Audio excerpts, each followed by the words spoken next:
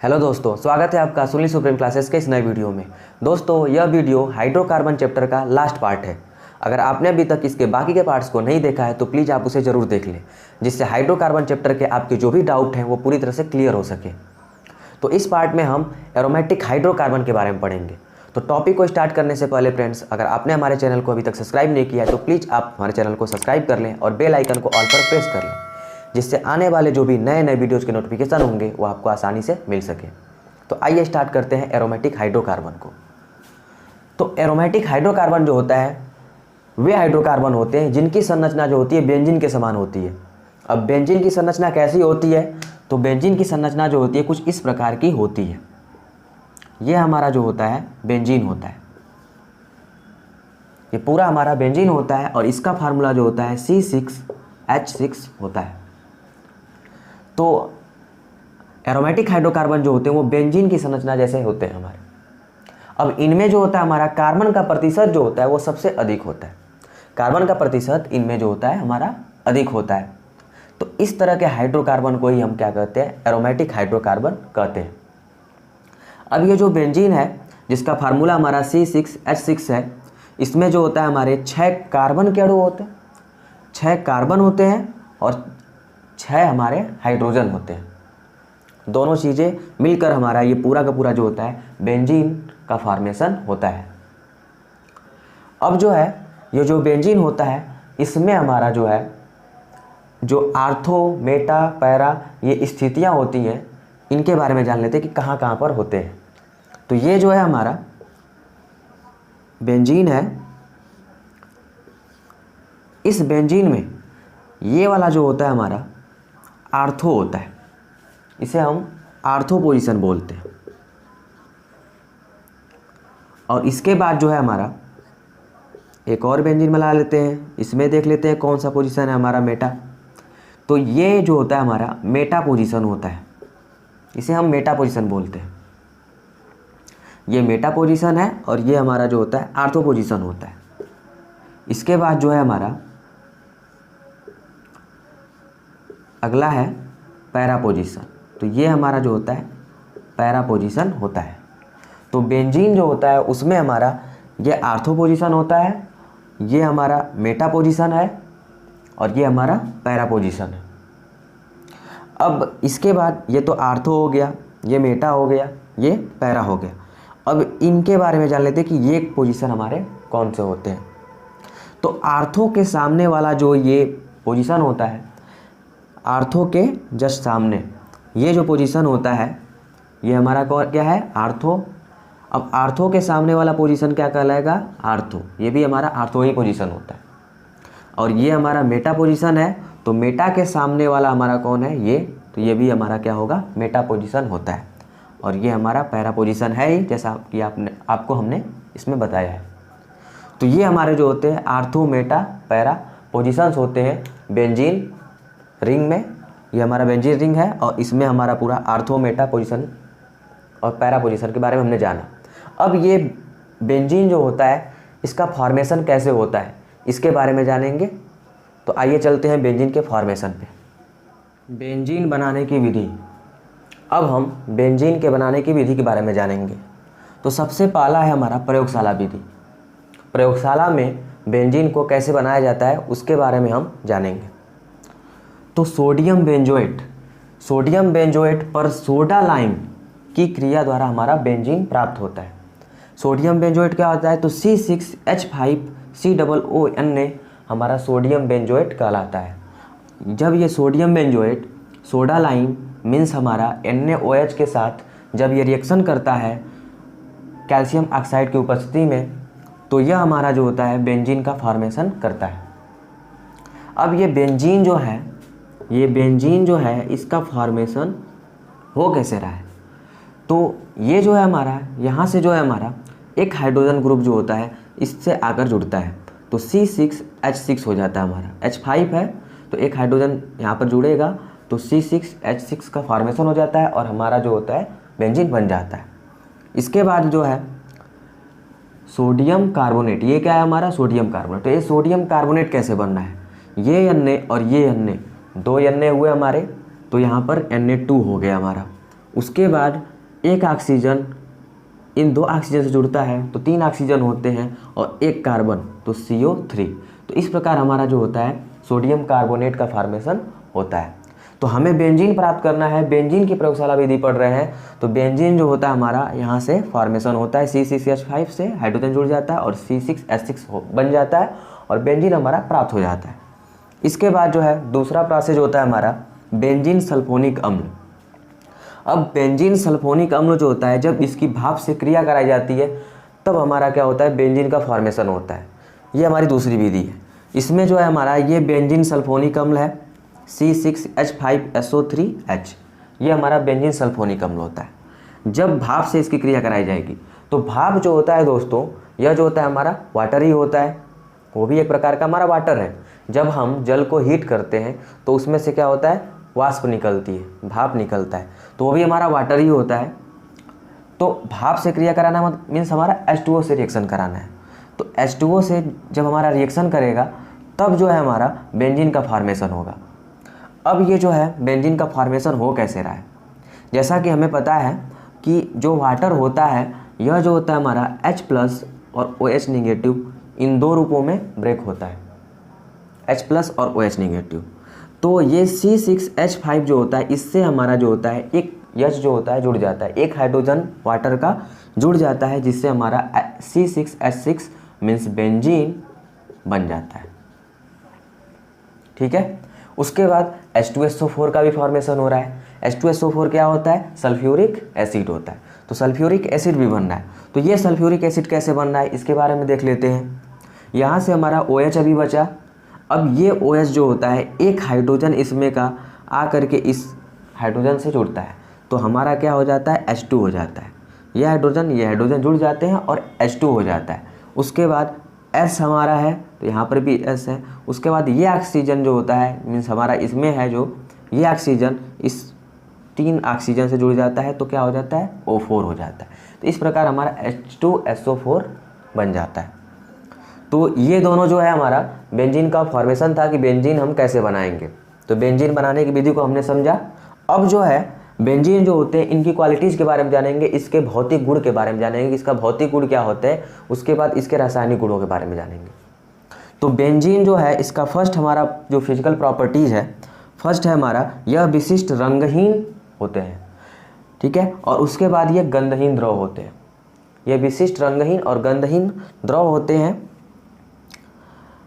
और दूसरा इसका क्वालिटी है कि यह जल में जो होता है अघुलनशील होता है। इसको जब हम जल में घोलते हैं तो ये घुलता नहीं है, बेंजीन हमारा नहीं घुलता है।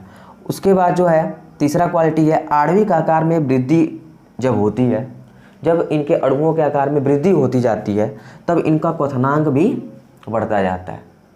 अब इनका क्वथनांक बढ़ता क्यों है, क्योंकि इनमें जो होता है वांडरवाल्स बलों में जो होता है वांडरवाल्स बल पाए जाते हैं, आकर्षण होता है उनके कारण। इसके बाद जो है हमारा इनका जो गलनांक की बात की जाए तो इनका गलनांक जो होता है आणविक आकार और सममिति पर निर्भर होता है। अब बेंजीन का आकार कैसा है उस पर यह डिपेंड करता है इसका गलनांक, उसके आणविक आकार और सममिति पर निर्भर करता है गलनांक के बारे में। तो इनका जो होता है गलनांक जो होता है हमारा ये जो होता है बहुत अधिक मतलब कि अणु जितना ही अधिक सम्मित होता है, ठीक है, तो इनका गलनांक उतना ही जो होता है अधिक होता है। जितना ही अणु हमारा सम्मित होगा उतना ही जो होता है इनका गलनांक जो होता है अधिक होता है। और इसके बाद इसकी और भी क्वालिटीज़ की बात की जाए तो ये जो हमारे बेंजीन होते हैं ये जो होते हैं कजली लौ के साथ जो होते हैं जलते हैं। जब दहन प्रक्रिया करते हैं तो कजली लौ के साथ ये जलते हैं। तो ये सब चीज़ें जो है इनकी फिजिकल प्रॉपर्टीज़ है।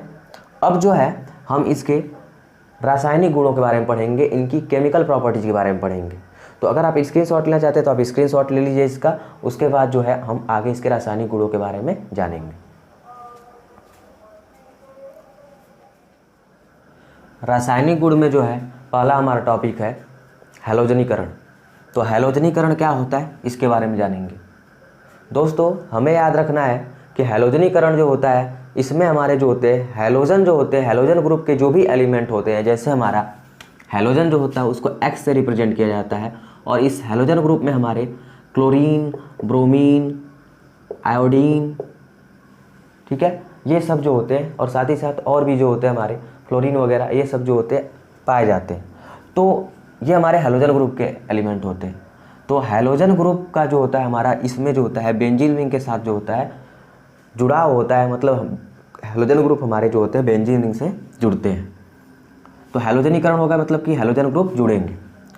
तो यहाँ पर जो है हमारा क्लोरीन जो है ये हैलोजन है हमारा, और FeCl3 की उपस्थिति में जो होता है बेंजीन रिंग से जो होता है हमारा रिएक्शन करेगा। तो बेंजीन रिंग से रिएक्शन करेगा तो यहाँ पर जो है हमारा 2 Cl है, एक Cl है और दूसरा Cl है। तो 2 Cl है जिस पर हमारा एक पर आंशिक रूप से जो होता है पॉजिटिव चार्ज होगा और एक पर आंशिक रूप से जो होता है नेगेटिव चार्ज। तो इसमें क्या होता है हमारा कि एक Cl जो होता है यहाँ के एक हाइड्रोजन को हटा करके और आकर के यहाँ पर जुड़ जाता है। तो क्या बन जाता है बेंजीन रिंग, और यहाँ पर Cl बन जाता है। अब यहाँ का जो एक हाइड्रोजन हटता है, इस पोजीशन का जो 1 हाइड्रोजन हटेगा, वह हाइड्रोजन एक Cl से जुड़ करके हमारा क्या करता है HCl बना लेता है। एक Cl यहाँ पर जाएगा और दूसरा Cl हमारा क्या करेगा, इस एक हाइड्रोजन को लेकर के हमारा क्या करता है HCl बना लेता है। तो ये हमारा क्या होता है हैलोजनीकरण कहलाता है, और ये हमारा जो बना है इसको हम क्लोरोबेंजीन बोलते हैं। अब जो है नाइट्रीकरण के बारे में जानते हैं कि नाइट्रीकरण क्या होता है। तो इसमें भी हमारा क्या है कि हम बेंजीन का रासायनिक गुण पढ़ रहे हैं, तो बेंजीन का रासायनिक गुण पढ़ रहे हैं तो बेंजीन का रिएक्शन कराना है। तो बेंजीन जो है यह नाइट्रिक अम्ल, ये हमारा क्या होता है नाइट्रिक अम्ल। तो नाइट्रिक अम्ल से जो होता है कॉन्सनट्रेट H2SO4 की उपस्थिति में जब रिएक्शन करता है तो यह हमारा नाइट्रिक अम्ल जो होता है यह NO2 और OH इस रूप में ब्रेक होता है। अब इस रूप में ब्रेक होने के बाद जो होता है ये हमारा जो नाइट्रो ग्रुप होता है, ये हमारा नाइट्रो ग्रुप होता है। ये नाइट्रो ग्रुप जो होता है इस बेंजीन के इस पोजीशन पर आकर के जुड़ता है, और जब यहाँ पर जुड़ेगा तो एक हाइड्रोजन को हटाएगा तभी जुड़ेगा। तो हाइड्रोजन को हटाएगा और वह हाइड्रोजन जो होता है इस OH से जुड़ जाता है। तो वह हाइड्रोजन इस OH से जुड़ करके H2O बना लेता है और NO2 हमारा आकर के यहाँ पर जुड़ जाता है। तो इस प्रकार हमारा जो होता है ये नाइट्रोबेंजीन बन जाता है, और ये हमारा H2O। समझ में आ रहा है आप लोगों को? आगे बढ़ते हैं। अगला जो रासायनिक गुण है हमारा सल्फोनीकरण है। सल्फोनीकरण मीन्स हमारा इसमें क्या होगा, सल्फोनीकरण में क्या होगा, सल्फ्यूरिक अम्ल से हमारा रिएक्शन होगा। तो सल्फ्यूरिक अम्ल यहाँ पर है हमारा H2SO4। अब ये H2SO4 जो होता है इस बेंजीन रिंग से जब जुड़ता है, रिएक्शन करता है, जब इन दोनों को मिला करके हीट किया जाता है, तो हीट करने के बाद जो होता है हमारा ये जो होता है किस रूप में ब्रेक होता है, SO3H और OH, इन दो रूपों में हमारा ब्रेक होता है। तो SO3H जो होता है ये हमारा जो होता है इस पोजीशन पे आकर के जुड़ेगा। SO3H इस पोजीशन पे आकर जुड़ता है, और OH जो होता है यहाँ का हाइड्रोजन हटेगा। हमें पता ही है, सब में हम लोग देख रहे हैं कि जब कोई आकर के जुड़ता है तो वहाँ के हाइड्रोजन को हटा करके ही जुड़ता है। तो यहाँ का SO3H जो है वो जब यहाँ पर जुड़ेगा तो एक हाइड्रोजन को हटाएगा, तो वह हाइड्रोजन जो होता है इस OH से रिएक्शन किया और H2O बना लिया, और उसके बाद जो है SO3H यहाँ पर आकर जुड़ गया, जिससे हमारा यहाँ पर बेंजीन सल्फोनिक एसिड का फॉर्मेशन हुआ। तो ये जो है हमारा रासायनिक गुण है बेंजीन का। इसके बाद जो होता है कुछ और रासायनिक गुण के बारे में हम लोग पढ़ते हैं। अब 4th नंबर है फ्रीडल क्राफ्ट अभिक्रिया। अब ये फ्रीडल क्राफ्ट अभिक्रिया क्या है इसके बारे में जान लेते हैं। फ्रीडल क्राफ्ट अभिक्रिया में हमारा बेंजीन होगा, क्योंकि हम बेंजीन के रासायनिक गुण के बारे में पढ़ रहे हैं तो बेंजीन होगा। तो बेंजीन जो होता है मेथिल क्लोराइड से रिएक्शन करता है। अब मेथिल क्लोराइड जो है यह मेथिल जो होता है हमारा प्लस चार्ज का होता है इसमें, और Cl नेगेटिव चार्ज का होगा। Cl नेगेटिव चार्ज का क्यों होगा, क्योंकि हमें पता है कि Cl जो होता है हैलोजन ग्रुप का सदस्य है। तो हैलोजन ग्रुप के जो भी सदस्य होते हैं वो हमारे नेगेटिव चार्ज के होते हैं। तो क्लोरीन हमारा नेगेटिव चार्ज का होगा, तो ये यहाँ से 2 हिस्सों में ब्रेक होगा। CH3 अलग हो जाएगा और Cl अलग हो जाएगा। तो ये नेगेटिव चार्ज का होता है और ये पॉजिटिव चार्ज का। तो CH3 जो होता है इस यहाँ के जो हमारा हाइड्रोजन होगा उसको हटाएगा और हटा करके जुड़ेगा। तो जुड़ेगा तो ये हमारा CH3 जुड़ गया और यहाँ पर क्या होगा बेंजीन। तो इस तरह की संरचना को हम टाल्वीन बोलते हैं। और यहाँ का जो हाइड्रोजन हटता है वो Cl से जुड़ करके HCl का फॉर्मेशन कर देता है। अब जो है दोस्तों एग्जाम में जो होता है कई बार पूछ चुका है 1 नंबर में कि टाल्वीन का स्ट्रक्चर क्या होता है। टाल्वीन का स्ट्रक्चर हम इस तरह बनाएंगे, और फार्मूला क्या होता है इसका C6H5। H5 क्यों होता है दोस्तों, क्योंकि यहाँ से हाइड्रोजन हमारा हटा हुआ है। तो C6H5CH3 इसका फार्मूला होता है। और ये स्ट्रक्चर होता है। तो इसको हमें एकदम याद रखना है क्योंकि एग्जाम में कई बार पूछ चुका है। इसके बाद अगला रासायनिक जो गुण है वह है हमारा गाटरमान कोष संश्लेषण। अब गाटरमान कोष संश्लेषण में क्या होगा कि यहाँ पर हमारा बेंजीन है और ये हमारा क्या है कार्बन मोनोऑक्साइड, और HCl गैस का यहाँ पर प्रेजेंस है। ये HCl जो होता है ये ब्रेक होता है H+ में और Cl नेगेटिव में, और यह H+ जो होता है यहाँ पर इसके साथ जुड़ता है। जुड़ने के बाद ये क्या होता है CHO हो जाता है, आकर के यहाँ पर बीच में इसके साथ जुड़ता है और यह CHO हो जाता है। अब ये CHO होने के बाद यहाँ पर आएगा और एक हाइड्रोजन को हटाएगा। हाइड्रोजन हटा, CHO यहाँ पर जुड़ गया। अब ये हमारा क्या बना, बेंजल्डिहाइड बन गया। अब यहाँ का जो हाइड्रोजन होता है वो हटने के बाद इस Cl से जुड़ता है और जुड़ने के बाद HCl का फॉर्मेशन कर देता है। तो इस तरह जो है हमारा ये बेंजल्डिहाइड का फॉर्मेशन हुआ, और ये बेंजीन की जितनी भी क्वालिटीज़ है, रासायनिक क्वालिटीज़ है, रासायनिक गुण है, इसके बारे में हमने जाना। तो इस प्रकार से अब ये हमारा पूरा जो चैप्टर है हाइड्रोकार्बन का पूरी तरह से कंप्लीट होता है। तो आपको हमारा ये वीडियो कैसा लगा कमेंट सेक्शन में ज़रूर बताइएगा, और लाइक करें, सब्सक्राइब करें हमारे चैनल को एंड शेयर करें। Thank you, thanks for watching my video.